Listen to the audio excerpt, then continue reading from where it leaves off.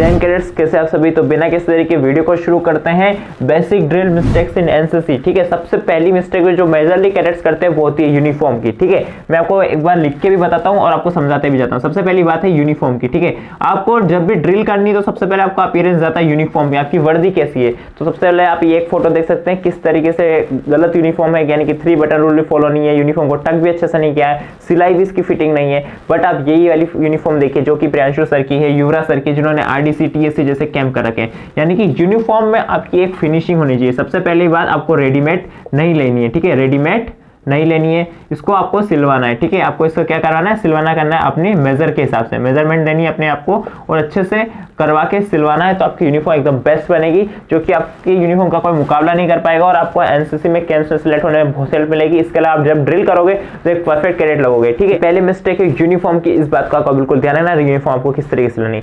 अब बात करते हैं सेकंड मिस्टेक की, जो कि बहुत ज्यादा कॉमन है। सेकंड मिस्टेक है हमारी बेल्ट की। ठीक है, हमारे जो एनसीसी का बेल्ट होता है उसे काफी सारे कैडेट लूज बांध के रखते हैं। ठीक है, लूज रखते हैं तो इससे क्या बहुत प्रॉब्लम होती है। आपको हमेशा बेल्ट को टाइट रखना है और हमेशा ट्राई करना है कि उसे इतना ऊपर बांधना है कि आपके 3 बटन रूल फॉलो हो रहा है, जो कि हमारा यूनिफॉर्म वाला पॉइंट है। इसके अलावा आपके जब ड्रिल करेंगे तो आपका पैर की जो हाइट है वो अच्छे से जा पाए, आपको किस तरह की कोई दिक्कत नहीं आए। ठीक है, boy cadet, girl cadet, ST, SW, JDCW सभी को इस बात का ध्यान रखना है, बेल्ट आपको अच्छे से टाइट से बांधना है ताकि आपको कोई दिक्कत ना हो। क्योंकि काफी सारे कैडेट 1-2 बारी ड्रिल की प्रैक्टिस करते हैं, उनका बेल्ट ढीला हो जाता है, बहुत प्रॉब्लम्स होती है, जिससे उनका 3 बटन रूल भी टूट जाता है। इसके अलावा काफी सारी प्रॉब्लम आती है जो कि अच्छी नहीं लगती ड्रिल। ठीक है, तो इस बात को ध्यान रखना। मैंने भी गलती की थी, बट ये गलती आप सभी बिल्कुल मत करना, अपना बेल्ट अच्छे से टाइट रखना। ओके, नेक्स्ट हम बात करते हैं थर्ड मिस्टेक की, हैकल वाली। यानी कि हमारी जो बैरेट होती है, ठीक है, हमारी जो बैरेट रहती है उसमें हमारी हैकल होती है। ठीक है, तो जो हैकल होती है उसे काफी सारे कैडेट की शॉर्ट लेंथ की होती है। ठीक है, शॉर्ट लेंथ की हम बात करें, देखिए जूनियर डिवीजन में बात करें तो पॉम होती है। ठीक है, एक गोल राउंड सा होता है,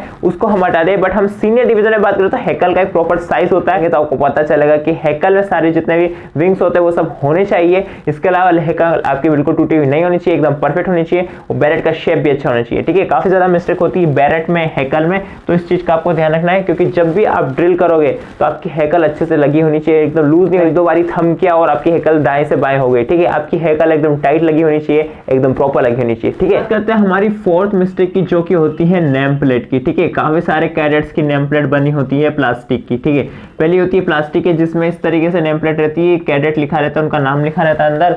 और क्या होता है, जब वो 1-2 बार ड्रिल करते हैं, कुछ रगड़ा मिलता है उनको, तो उनकी जो नेम प्लेट का प्लास्टिक है वो निकल जाता है और अंदर जो पेपर पे उनका कैडेट का नाम लिखा रहता है वो भी कहीं गुम हो जाता है। तो इससे बहुत ही बेकार लगता है। तो हमेशा नेम प्लेट आपको शायद 40 रुपीज की बनती है, मैंने 40 रुपीज की बनाई थी, बट वो नेम प्लेट ऐसी थी कि परमानेंट थी, उसको पूरा चिपका दिया जाता है और एकदम प्लास्टिक की नहीं होती, उसका मटेरियल भी काफी अच्छा रहता है, एकदम हार्ड रहती है। उसका आप भले कितने भी ड्रिल करो, कितना भी रगड़ा करो, कोई दिक्कत नहीं, उस नेम प्लेट का कुछ नहीं बिगड़ेगा। ठीक है, तो एकदम मस्त परफेक्ट नेम प्लेट रहती है वो। ठीक है, उसके अंदर आपके लेटर्स इस तरीके से चिपका दिए जाते हैं, उभरे उभरे से दिखते हैं, वहां पे काफी अच्छे तरीके से आपको दिखाई देता है। ठीक है, बहुत मस्त होती है। तो आपको ये वाली नेम प्लेट लेनी है, ये प्लास्टिक वाली नेम प्लेट आपको नहीं बनवानी जो कि टूट जाती है। ठीक है, इस बात का आपको बिल्कुल ध्यान रखना। नेक्स्ट मिस्टेक की हम बात कर रहे हैं स्लीव्स को फोल्ड करना। ठीक है, काफी सारे कैडेट्स का डाउट होता है कि क्या हम स्लीव्स फोल्ड करके ड्रिल कर सकते हैं। तो ठीक है, यहाँ पे आपके पास सबसे पहले मैं आपको बता दूं फोल्ड कब करना रहता है। एनसीसी में जो रूल होता है फोल्ड करने का होता है 4 फोल्ड रहता है, जो हमारा शोल्डर बेच होता है उसके नीचे 4 फिंगर्स का करके फिर हमें 4-4-4 करके उसे फोल्ड करना होता है, तो परफेक्ट फोल्डिंग होती है हमारी स्लीव्स की।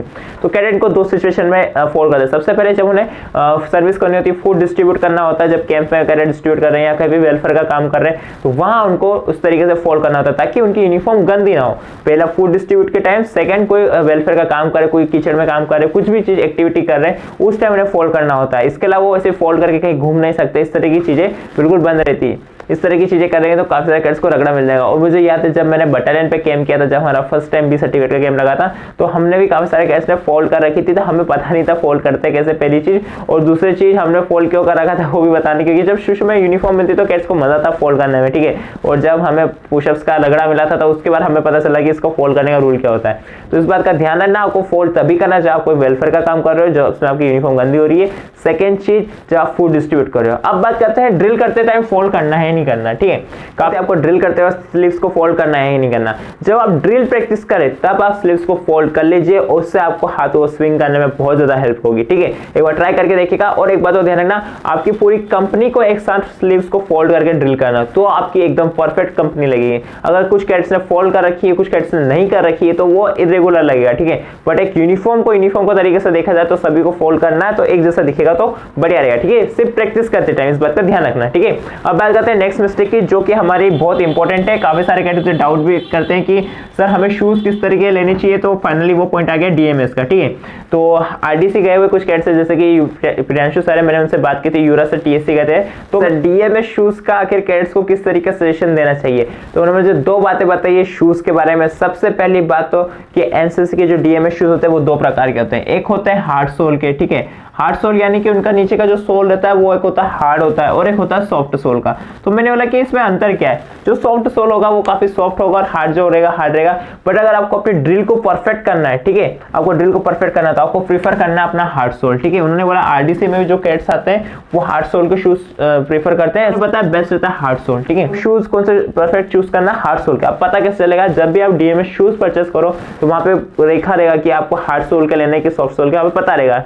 जब भी आप डीएमएस शूज लो तो वहां पे कंफर्म कर लीजिएगा कि हार्ड सोल के शूज है कि सॉफ्ट सोल के। और अगर पता नहीं चलता तो सबसे बढ़िया तरीका है शूज पहनना और अपनी ड्रिल प्रैक्टिस ट्राई करके देखो, जिसमें से आवाज ज्यादा है तो समझ जाना उसको कौन सा है, हार्ड सोल, ठीक। और बात करते हैं सेकंड चीज की। सेकंड ये है कि शूज हमेशा अपनी परफेक्ट नाप का ही लेना। क्यों? क्योंकि एकदम परफेक्ट रहेगा तो आपको ड्रिल करने में बहुत मजा आएगा, ठीक है। ना ही ज्यादा बड़ा ना ही ज्यादा छोटा, क्योंकि डीएमएस शूज को आपको काफी ज्यादा लंबे समय तक पहन के रखना होता है। तो शूज ऐसा चूज करना जिसमें कंफर्ट हो, ठीक है। कंफर्ट को देख के ही आपको शूज को पहनना है। सेकंड चीज, काफी सारे कैडेट्स मुझसे पूछते हैं हमें ऑनलाइन परचेस कर लेना है, तो आई थिंक ऑफलाइन जाके शॉप पे उन्हें पहले पहन के देखना चाहिए। अगर वही शूज उनको कंफर्टेबल लगता है, वो उनको ऑनलाइन मिल रहा है या प्राइस में कम ज्यादा मिल रहा है, तो उस तरीके से परचेस करना चाहिए। ओके, तो ये थे वो सारे पॉइंट। बट यहाँ पे मैं आपको दो बोनस पॉइंट और बताने वाला हूँ। सबसे पहला जो बोनस पॉइंट है वो है गर्ल्स कैडेट्स के लिए, ठीक है। जितने भी जेडब्ल्यू से एसडब्ल्यू से उनके लिए सबसे 7 में एक बोनस पॉइंट बता रहा हूँ, वो ये है कि उनको नेट बांधनी है, ठीक है। उनकी जो हेयर्स रहते हैं उसके पीछे एक नेट बांधनी है, जिससे क्या होगा, जब वो अपनी बेरेट पहनेंगे उसके पीछे उनका नेट दिखेगा, पहली चीज। दूसरी चीज, उनके जो हेयर रहेंगे वो बंधे हुए रहेंगे, तो उनको ड्रिल करने में किसी प्रकार की कोई दिक्कत नहीं आएगी।